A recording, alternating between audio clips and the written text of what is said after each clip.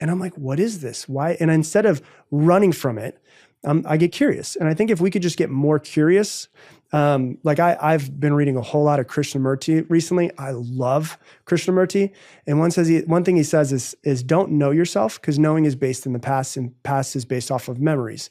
Start learning yourself, which is in the present moment. So be present and be like, what comes up? How can I be curious about this anxious feeling or these tears or whatever it is? And just be in the space to just know yourself, or get to know yourself a little bit better.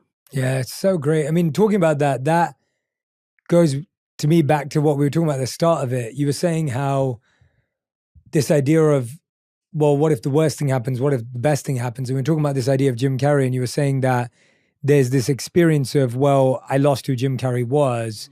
And what we've both talked about is we are so much of what our thoughts are. And therefore, if you change the thoughts completely, you're almost a completely different human. Sure. So then who are we? Right. Comes back to this know thyself versus learning of thyself. Like, what has that spiritual journey taken you on to understanding identity?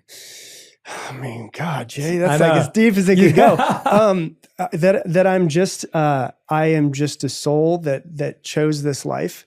And one of the things that I like to do is I like to think that I chose this life. And that immediately takes me from being a victim in my life. Oh, woe is me. My father was this way. He did this to me. My mom did this to me. And my teachers acted this way. Versus me going like, I think my soul chose this life because this is whatever is needed for this path that it's on, for, whether it's reincarnation or whether it's heaven or hell or whatever it is that comes after this. I don't know, but I do know, like, right now I do have this life as Rob Dial. And as I get older, the thing I realize is that my body changes. I'm not as fast as I used to be. I'm a lot more sore than I used to be. Like, my body's changing, but my soul is this thing that is just always there. And so the thing that I've come to realize is that I want to, I don't know if it's going to sound weird, like I want to unattach myself from this body, from everything around me, and I want to try to connect back to what's internally inside of me. And the one thing that I find is that never changes. Like that, there's like a truth that's behind that, and truth is the thing that never changes. If something changes or if something can be questioned, it's not true. But there's this feeling that feels like truth inside of me, at least, and everybody has their own truth. But for me, my truth is there's something that's behind all of it. And the more that I connect to it, the more peace that I have. Like, I listen to a lot of Ram Dass, and one of the things that he said, I was listening to him on the drive over here, and I listen to his meditation every day, is the only work that you have to do is the connection to your own heart.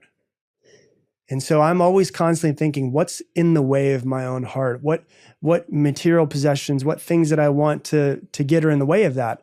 And the reason why I think that it helps is, number one, I've had so much more peace from trying to connect to that.